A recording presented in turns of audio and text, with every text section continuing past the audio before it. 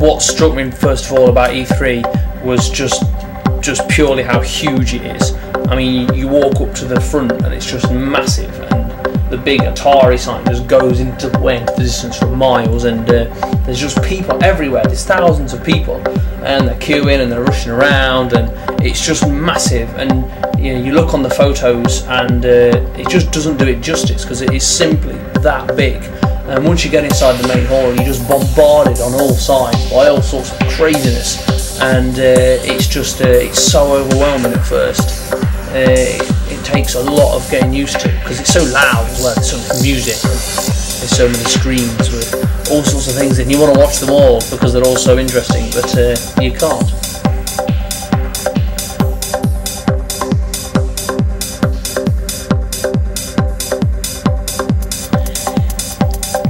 E3 was so small and bland and quiet. I didn't see many people there. It was hard to spot out of all the tents that make up LA. It was a bland grey one in the middle. I think about the 360 hardware is, you know, and it's there, and it was in these nice display bubbles, and you could look at it, and that was about it really.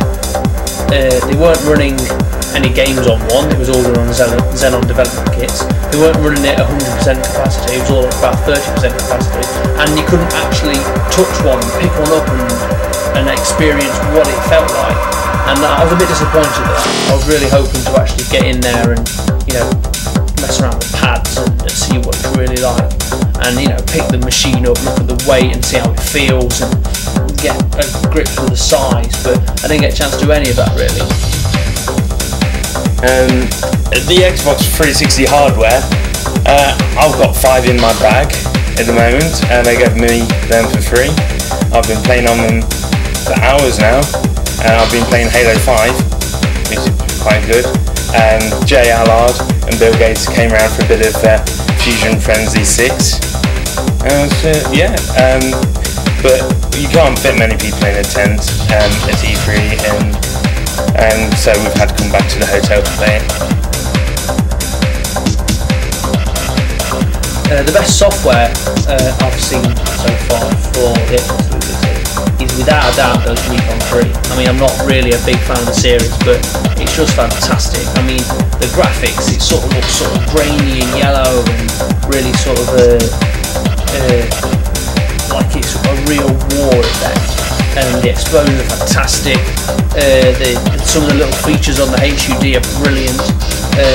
The gunfire sounds really realistic. I just thought it was absolutely fantastic.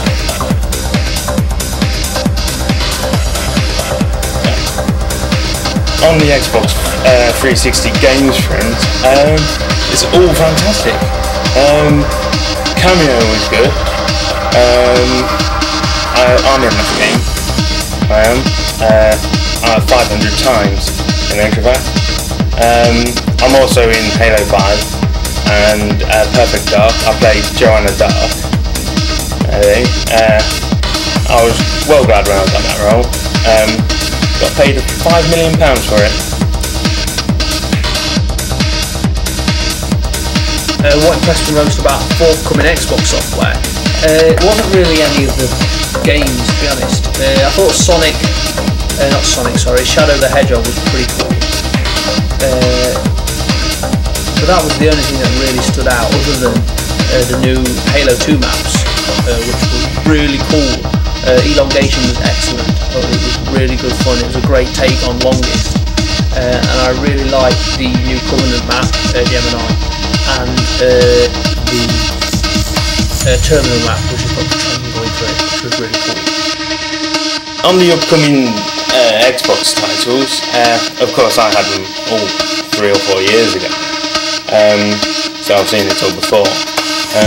Dance Dance Revolution Ultra Beat Remix 5 or 3 or something look good. I'm in that as well. I play Arnold Schwarzenegger in it, the main character.